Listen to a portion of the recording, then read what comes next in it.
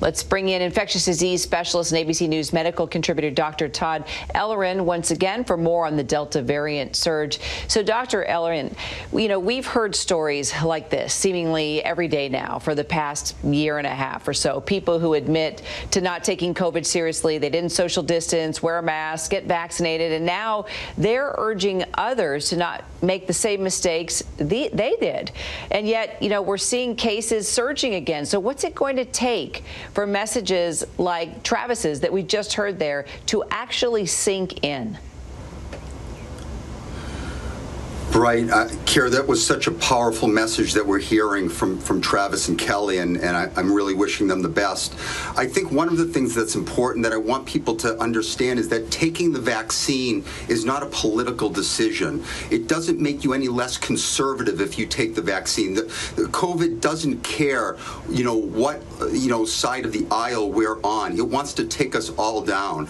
And the best way we can sort of take the life and breath out of this virus is by doing it together, and by getting vaccinated, by masking indoors, especially if you're unvaccinated or if you're vulnerable, even if you are vaccinated. So these are the steps we can take to get the cases going in the other direction, because right now they're going in the wrong direction. So it's not too late. I just urge people to roll up their sleeves, and this is a lifeline that we have. It really is, and I just want people to do that. And I really think that watching Travis and what he's going through right now, I just want people to think about that. And, sometimes the message and the messenger are both equally as important, as we saw here. Well, that's one of the most powerful interviews I have seen thus far, for sure. Meanwhile, there's some good news, right, on the vaccine front. Moderna's president saying that data shows its vaccine is about 93% effective now after just 6 months. So what does that tell you about vaccines and how they're working against the Delta variant, and whether booster shots may even be necessary?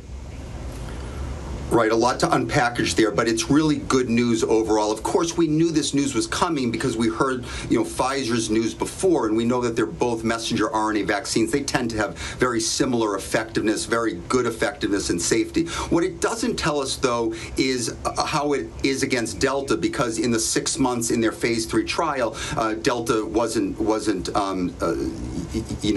in predominance at that point. So we're going to have to wait to see. Now, we already know that all of the vaccines have reduced effectiveness against Delta, but, and here's the most important but, all of them protect really well against severe illness, hospitalization, intensive care unit stay, and death, and that's really the key.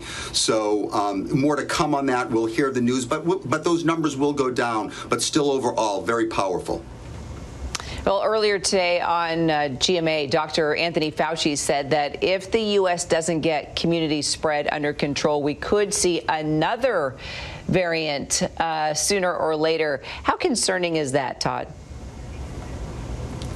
Well, there's always a variant, lurking on the horizon, because that's what RNA viruses do. They mutate, and it's about the survival of the fittest. And right now we're seeing the most fit, the most contagious virus that we've seen to date, which is the Delta variant.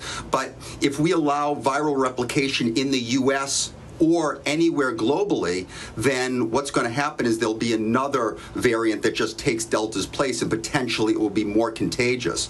So the best way we can do that is to really ramp it down through maximal vaccination, through masking indoors, doing the things that we know. And by the way, when you talk about the booster, the more uncontrolled viral replication there is, and the longer it persists, the more likely we will need a booster. For immunocompromised patients, that time is now. But for others, for the general population, we have to wait to hear what the FDA and the CDC, the NIH think about the booster. We can look to other countries like Israel to figure that part out. Well, and we heard also from Marcus Moore earlier today. He's been reporting out of Shreveport, Louisiana. Pediatric hospitalizations are surging. What can you tell us about how the Delta variant impacts children right now as schools are set to bring students back?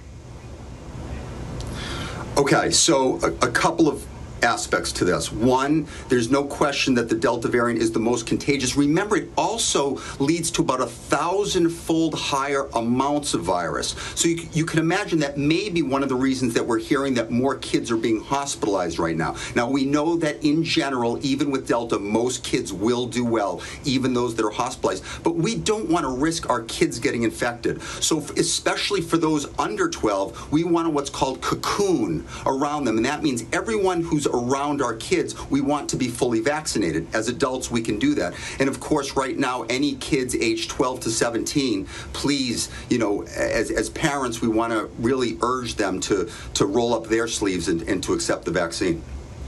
Amen to that. Dr. Todd Ellerin, always good to talk to you. Thanks so much. Take care, Kara.